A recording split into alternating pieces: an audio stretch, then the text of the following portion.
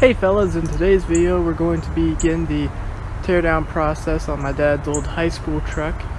And without further ado, let me introduce you to what we call Old Blue.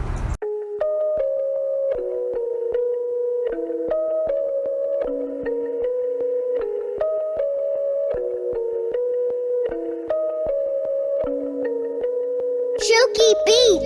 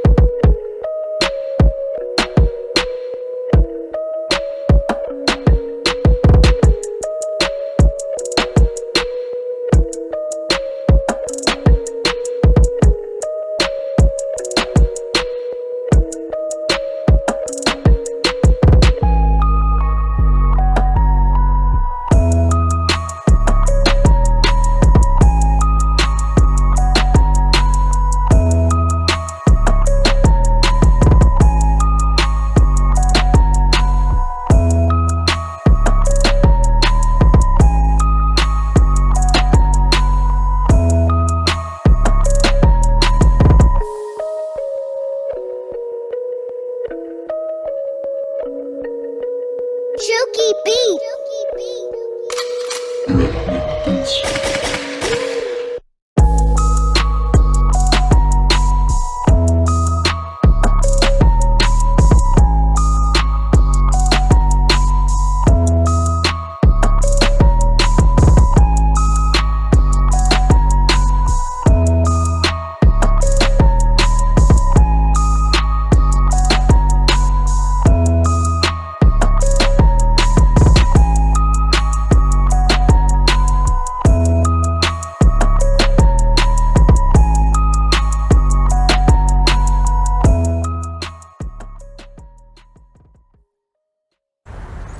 Now that you've been properly introduced, let's get to work.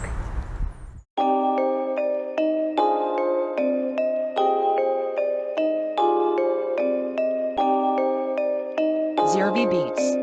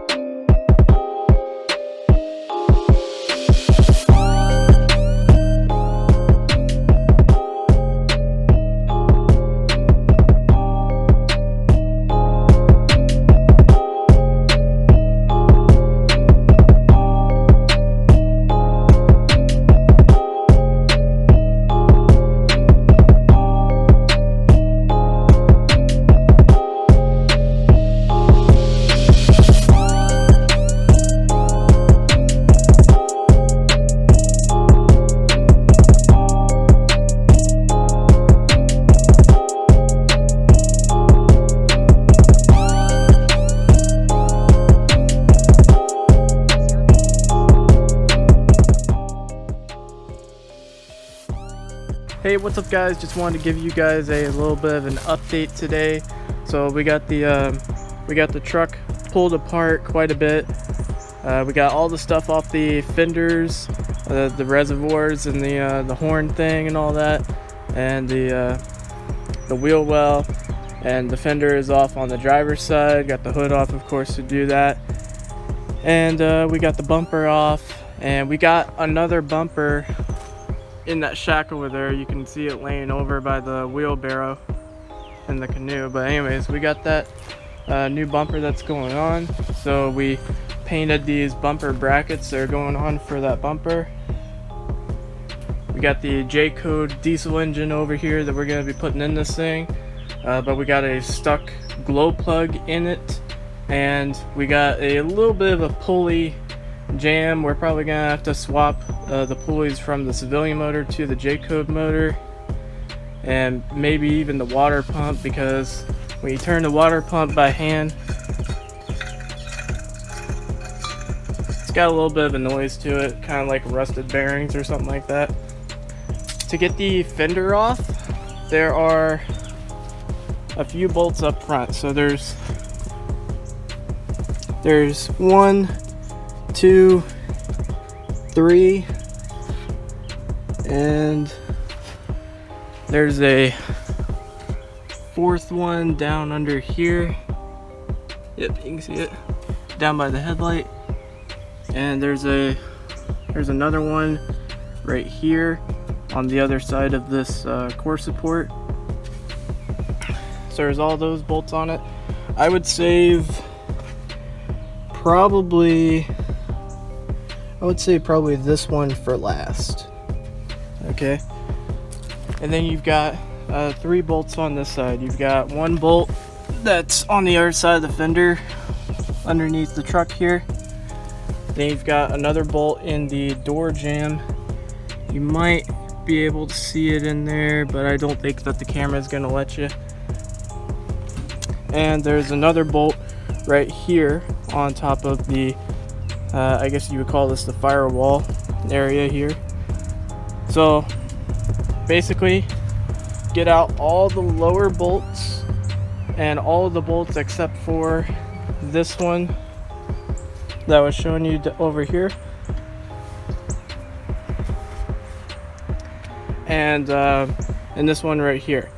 Then you're going to take this one out and let the fender sit on the cowl or firewall here, and then you're going to take this one out and lift the fender up off the truck.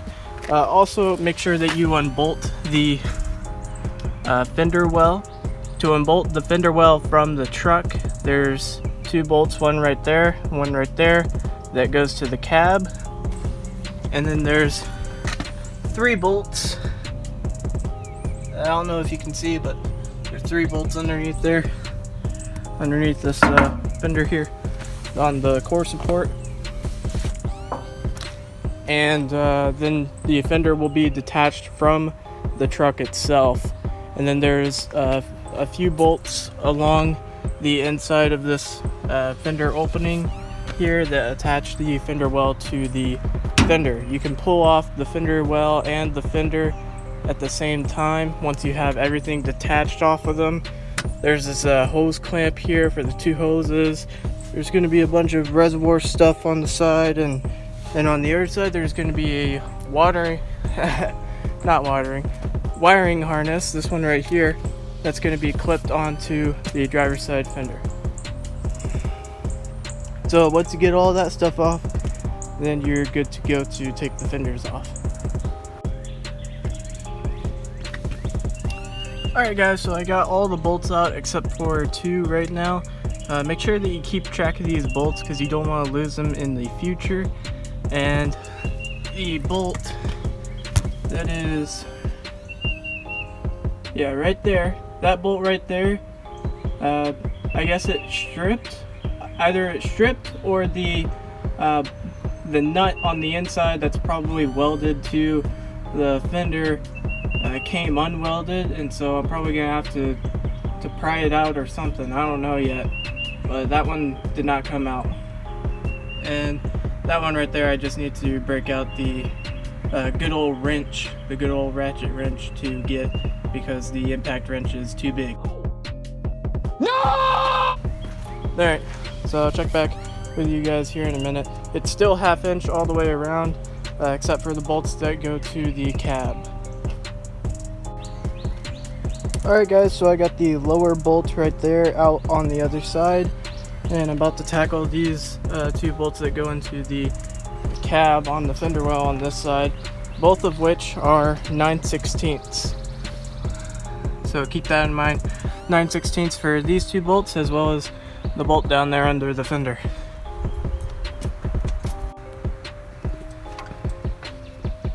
Hey guys, I just wanted to point out that I missed talking about this bolt down here behind the headlights here on the core support.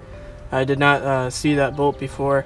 And also this wire here for the marker light is connected on this side, but it was not connected on the other side, so I didn't think about that either. So make sure that you unplug that or snip it, whatever you want to do. And I've got the two bolts in the top backside corner of the fender still in there in the door jamb and on the firewall. I'm gonna have to run and get the keys to undo the bolt in the door jamb. I still got the bolt in the firewall, and I've loosened this bolt right here that I said to leave for last, but I have not taken it out completely. Alright guys, so literally all that I did was I got the spring off of the bottom corner here, and then I loosened this screw here a good bit. I didn't even take it all the way out, which I probably should take it all the way out and clean it up and probably get a new clip. But yeah, then this little notch here was already there for the screw, and it just kind of slid out and it's dangling now, so I can get to that bolt. But I may need to take out this screw right here to get to the bolt with the impact, so that's probably what I'm gonna do. Okay guys, so I got the clips out. This one needed a little bit of persuasion with the pliers, but this one right here pretty much fell out on its own. And I got that bolt out up here, and that seemed to be the last bolt other than the one that I instructed you to leave in. And it's not connected to the core support at all except for that one bolt there. You can see right through it. So all I need to do is take out the door jamb bolt, take out the bolt on the firewall, and then take this bolt out and carefully remove the fender. But make sure that you take advantage of that bolt there on the firewall and let it rest on there while you get this one out. Alright guys, so I got the keys, so you just open the door and there's the bolt right there in the door jamb. It's a 9/16 bolt, and I'm about to whack it out with the impact wrench and then get this bolt on the top of the fender. Carefully take the fender off and we'll be golden, hopefully. That bolt is still stuck in the fender well, so I don't know what we're going to do with that. But currently the fender well isn't trying to fall down, so I guess we're good. Alright, so I got the fender off, then the nut on the inside just magically fixed itself. I got that bolt out for the fender well. Now we're going to tackle the latch here on the core support. He's got two bolts right here. What size are these? These are probably 1/2 inch. Where's that wrench? There it is. No, not those. These. I know. Same size.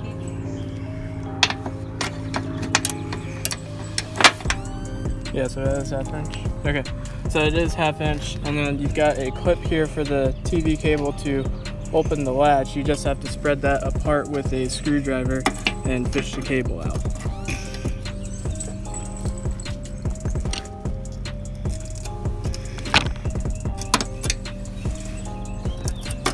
Gentle spread, it popped right out.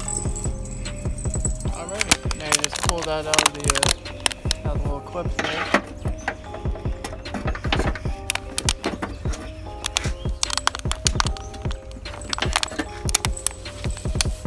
It's been in there a while. Yeah, it's been in there a while.